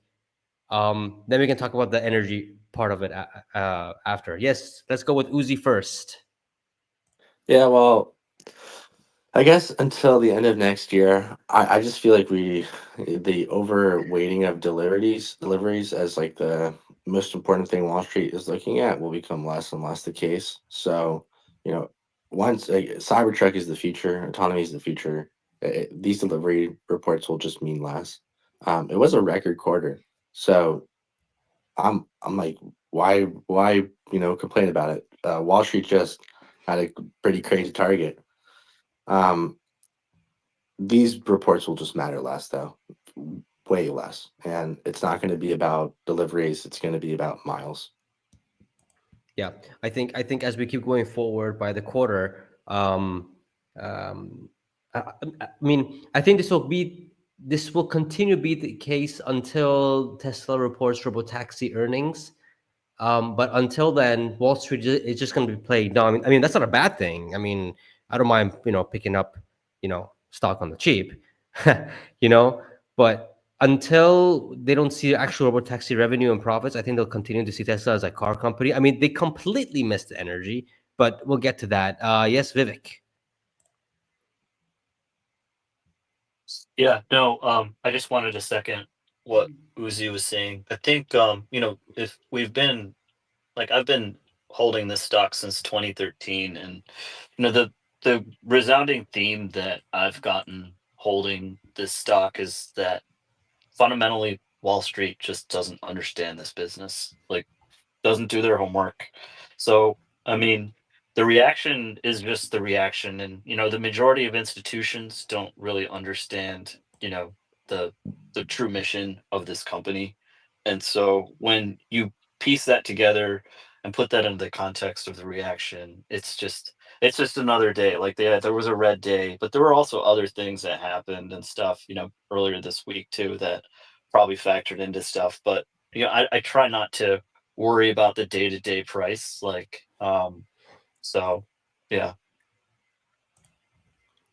Well, of course. I mean, 2013 till now, man, that's like what, 20x, maybe more. So hell yeah.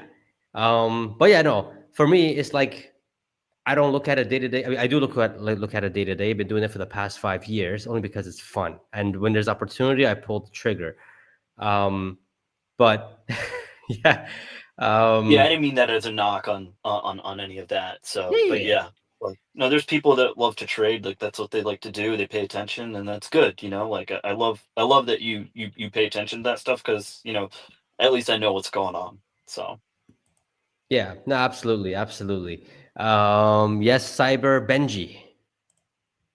Hey guys, I think the numbers were a little disappointing, but throughout the year they upgraded their lines I think once or twice, and then I think if it's true and they're converting the main factory to the Juniper Model Y, that might have, you know, stifled the numbers a little bit, but that doesn't account for an entire year's worth of, not growth, right? So if we were expecting the same growth year over year as previous years, just being conservative, you should have seen a 20% increase in their volume and numbers produced or sold. And even if you factored in all the upgrades and to the lines and the changes and all that, mass production of the Cybertruck, like all that, I guess slowing down uh, uh, production, if you want to call it. I think those are the reasons why. I guess I'm trying to get to a point where the sleeping giant woke up, which is the batteries. I think it was this year where they made like 600 million batteries. So when I used to work at Tesla, I worked at the pilot plant in Cato Road, south of the main factory, making the first Tesla batteries. And back then our constraint was batteries. We couldn't make the cathode material in house because it kept breaking this big machine that would make the electrode into like this film, like a black toilet paper thin. You touch it, it breaks, but it was the size of a house. We couldn't make it. We couldn't make that the cathode side of the battery, the inner parts of the battery. It's a long story there, but I think at the beginning of the year of 2020 of this 2024, they were limited by batteries, which is why they could not sell or make more Teslas, Model Y, all of them combined, right? I think they figured it out sometime in June. Um, they're no longer battery limited, so they had to play catch up. On top of that, with all the upgrades in the second half of the year, I think that slowed down their numbers. So that's being optimistic that next year, this 2025, they will have like another 10 to 20% year over year growth in volumes. Um, but if they don't again, right, then that means it wasn't the battery that was limiting them, right? You hear about the battery growth being ginormous, and I believe it. That's a big freaking deal. That's the thing that was never prioritized over cars because we couldn't make enough batteries, and all of a sudden it's a priority, and they're selling a bunch of batteries. Does that make sense? So I don't know. I think it's a it's a big deal that they figured out the battery constraint issue. I think that's all I got. Yeah, that's interesting. Fa, your hand is up. Yeah, talking about delivery, I think we blow the stock off. Tesla team, Tesla sale. Everybody at Tesla blow the sock off, blow the door open, blow it up. And the having the Wall Street people say the expression is just hideous. They not work at a factory, they know nothing about factory, and they sit in New York and say this is the number we expect. It's just hideous. But those hideous giving me discount. I bought 3. I got 3.99, 3 share. Haha, So I'm I proud of got it. 4. I'm proud of it. Okay, I buy again next Monday. Did Yeah. you get a 420.69 share? I was Um, very proud. oh, you got it 429.69, 420.69 Yeah, shit. Oh, I got sheesh. it on the way down. Everyone was so hyped the way up. I just missed it, but I had a limit order for like next year. Finally got it. For a whole I'll never year. sell that one. I also bought 4 at 420.69. Oh my god. I I wish I know, had more I money know. to I buy see more. I see Xander here. I know he bought like 69 shares at 420.69. And he had the receipt too for it, which was hilarious. Congratulations. Yeah. No, it was good. Like here's the thing, anything below 400 in terms of stock price, I'm just gonna buy hand over fist because it's just, I mean, it's in my eyes, it's cheap in my eyes, in my eyes. Now, my thoughts about the vehicle deliveries and stuff like that in Q4, I really wanted to see 500 or at least just above that, like break 500. I really wanted to see it, and I was a little bit um upset, not upset, but a little bit bummed out that I just didn't. It's a record, right? It's a record, but we have to understand that it was a Model Y refresh. They didn't produce as much. Um, that would have helped it a lot. But what made up for it for me, and then some, is the energy. Oh my God, 15% over expectation. And the crazy part is that nobody seemed to care. That was the crazy part. Pejjy, Pejjy, energy will be bigger than cars. Yes. Yeah. And where is energy? There is power. When Tesla have so much energy to sell, all the mega power in the world will come to Tesla. And that is our brain will melt. How much money that will print? I cannot even say the number. Yeah, no, it's crazy. We'll talk. I know Jen invited me for like a Wednesday Spaces, which is going to be awesome. And I have someone who knows more about these Gigafactory stuff, a Megapack factory, that I'll invite him to, that he can come and talk about. But apparently, I did not know this, and he told me this the other day. He told me that apparently Megapack Shanghai has twice the capacity as Lathrop, 60 to 8 gigawatts, based on what the factory looks like. And I'm sitting here and I really crapped my pants because I'm just like, I was capping it at 40. If it's double that to 80, then we could see a much higher earnings and EPS next or this year. Because if Tesla is doing about 30% in gross profits, now, of course, we can bring that down to 25% with higher sales. I'm just like, that changes my energy forecast for the whole decade, not just for this year. So I was shocked when he said that it's at least 60 gigawatts or gigawatt hours to 80 gigawatt hours. And I'm just like, dude, this is insane. And he said that, well, I mean, remember Giga Shanghai, when it comes to them producing vehicles, they first said 450,000 as capacity. They're well over double that to a million. And I'm just like, that's true. I mean, same thing could happen. Same thing seems to be happening with Megapack factory in Shanghai, knowing that the factory is like much bigger than what it is in Lathrop. So it's gonna, no, it's, yeah, energy is so exciting. And the fact that there was a sell off because study delivery numbers were a miss. And then when you sit down and do the math and you put in that even if they sold at the or delivered vehicles at the estimated amount, which it was like what, 507,000 or whatever the heck it was. Even if they did that and they didn't deliver 11 gigawatt hours, and instead it was 9.5, they would have made less money. But because we had 11 gigawatt hours, and we had this, missed delivery report, whatever it was, Tesla's going to have a higher revenue and earnings because of it. And I think on Friday, I think some people realized. I know Xander is saying that this is just manipulation with all that kind of stuff, but I think some people realized that, okay, the energy actually is a pretty big deal. Jen, you had your hand up for some time. Go. Yes. So I just have a few comments about the deliveries.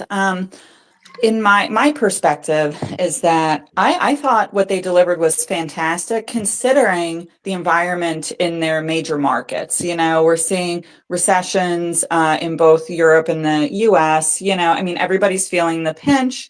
They did do 0% financing for a few of the cars, which I thought was fantastic.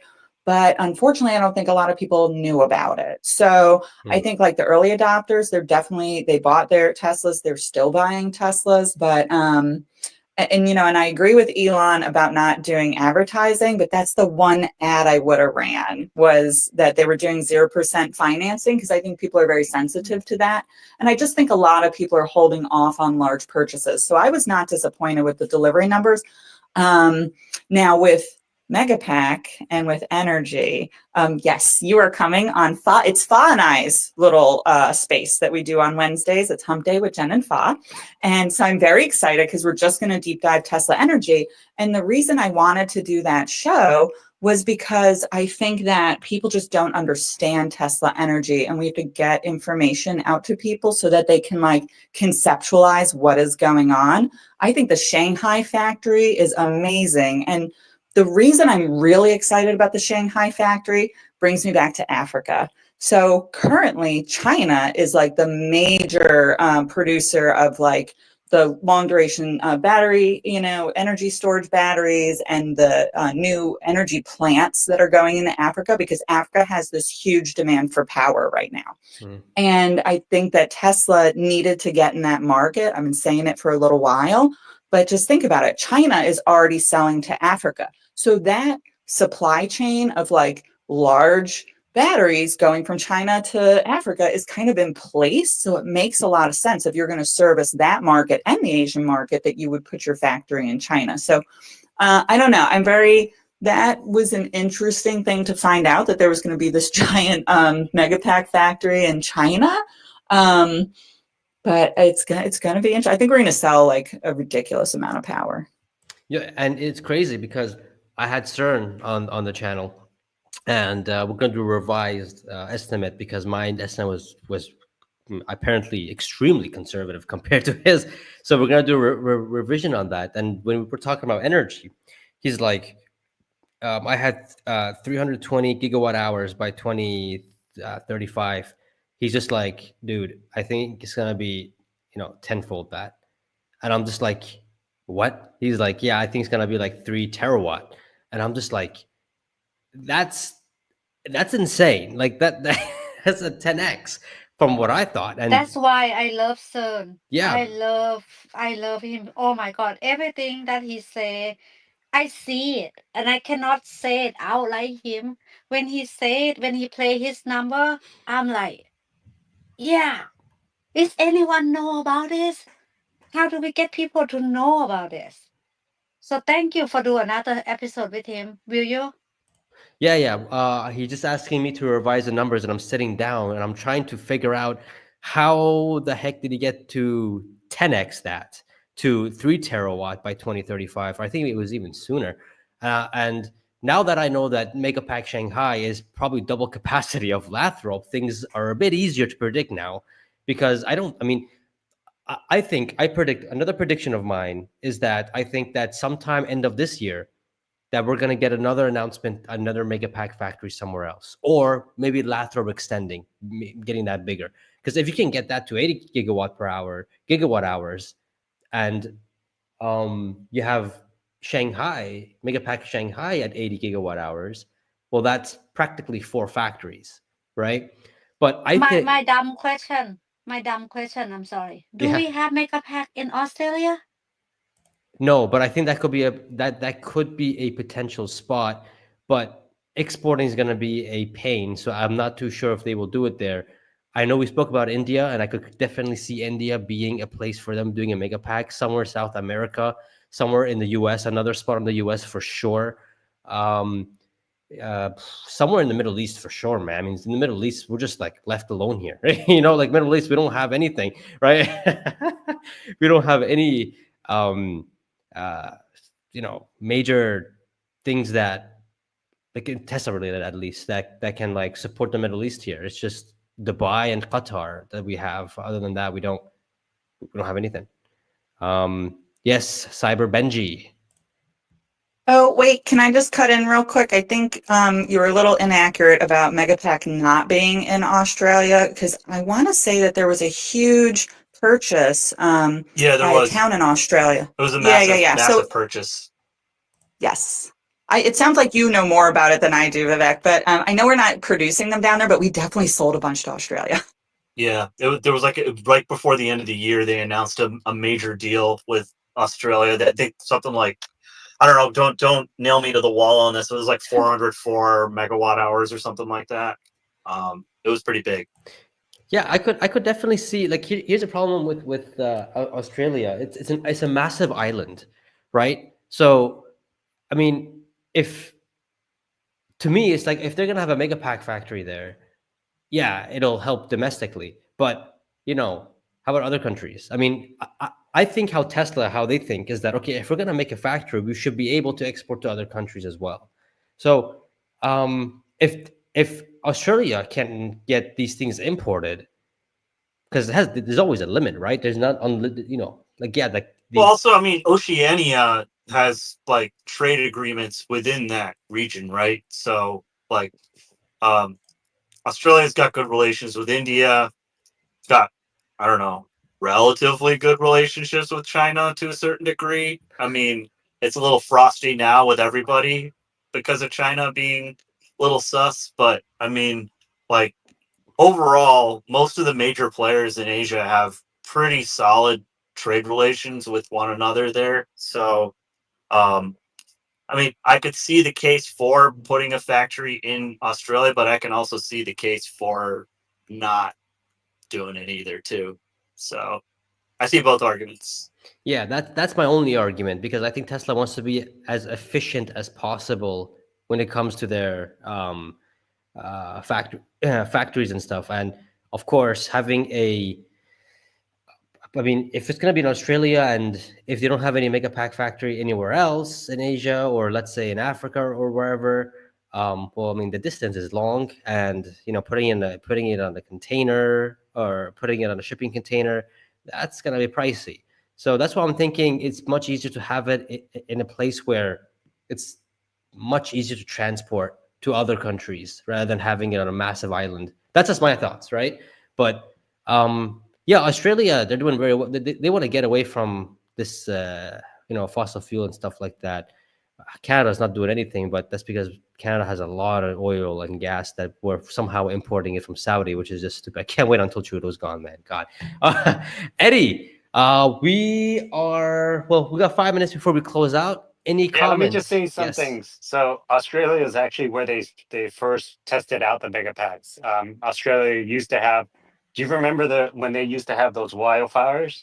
And Australia used to have like daily blackouts. And so Tesla came in and put in a huge megapack farm, and then stabled their grid. And then since then they've had 4 customers that have put in huge farms, megapack farms. But part of the reason why like megapacks were not like readily available is because again lithium production wasn't that high, and with everybody going to EVs and now all the other OEMs kind of like consolidating on their EV plans, Tesla now has more access to more lithium. I think also the Uh, cost of lithium was driven high during the pandemic too. So, right. so then there was like an overproduction of batteries for like all these EVs that all these other EV manufacturers were going to make but never did. And so you have this like oversupply. And I think Elon mentioned this in a quarterly call. I think it was Q2. He mentioned this and how like there's like an oversupply. So they're like, well, we got all these batteries. Now we have something to do with them, right? So Yep. But Australia does have a lithium mine, but they don't refine. They don't do a lot of refining. So I don't see a megapack factory in Australia. I think it's still China does most of the refining, and I think it's just keep it there. But the other one thing I wanted to say was you want to watch Brian Futuraza. He said one of the buildings in the Shanghai megapack factory is 3 times Lathrop. So it might be a lot more than what you're thinking. Yeah, that's what I mentioned earlier. That the Megapack Shanghai is 2 to 3 times bigger than the Lathrop one, which is No, insane. just one of the building is already 3 times bigger. How many buildings are there? I think there are 3. Holy Jesus, we are Hey, not I ready. think it's normal for these plants to be bigger. For example, the Lathrop facility was like 1/10 the size of the Austin facility in terms of battery manufacturing. Lathrop was I believe was the pilot line for the Megapack manufacturing. So I'm not surprised that these Megapack factories are much larger in Shanghai or in Austin if they make one there. And I think they're going to be made near the gigafactories because you don't want to have a mega factory, and this is again speculation. What do I know, right? You don't want to have a mega pack factory in Australia to make them there when you can just ship them via shipping container across, just like any other car. Versus having a mega pack factory right next to a car factory like Shanghai or Austin, where any excess batteries can be transported to the mega pack factory. So, for example, the Cato Road battery pilot line battery manufacturing facility, we had 24 winders, which made I guess the jelly rolls of the battery. Austin had, I think it's like 160 winders altogether, 180. I can't remember how many, but they would take all of our changes to our machines and copy them in Austin. So we'd be the testers in Cato Road. I think Lathrop is also similar to what we were in Cato Road.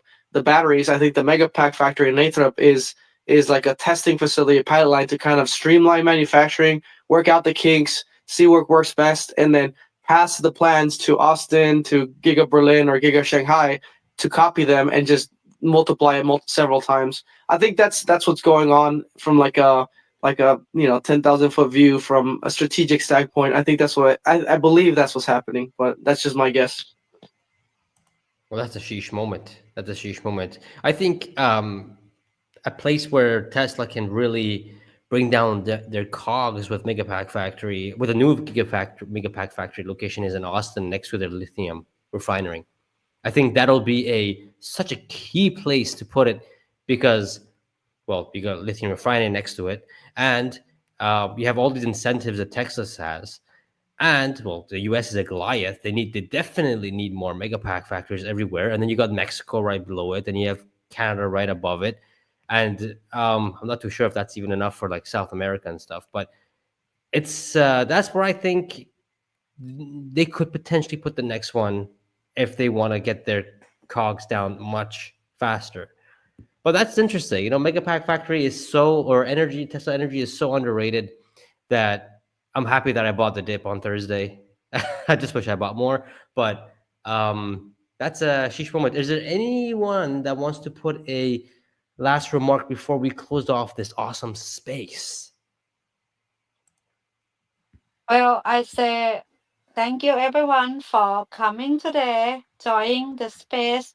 Me and Pejjy, we do Tesla weekly recap, and I would like a little bit of the airtime for Wednesday. Me and Jen space. We do a lot of topics. This coming Wednesday, we're gonna do Tesla energy. I believe I'm right. Yeah. So excited. And Yes. thank you for being my friend. Thank you for being Tesla fam. And you know, one thing you will never have enough is Tesla share. I love you all. Thank you. Facts. Thanks for having me. Pleasure. Thank you guys, and we shall see you guys Wednesday and then Thursday as well. See you guys.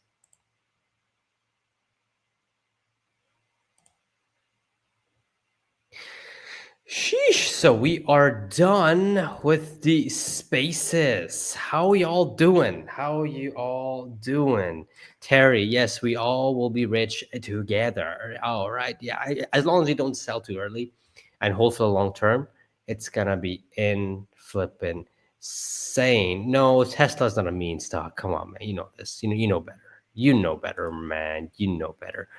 But that's it, guys. That's what we do here every Saturday. Every Saturday at 2 p.m. Eastern for about an hour and a half. We just talk Tesla, go recap and all that kind of stuff. So I hope you guys enjoyed that.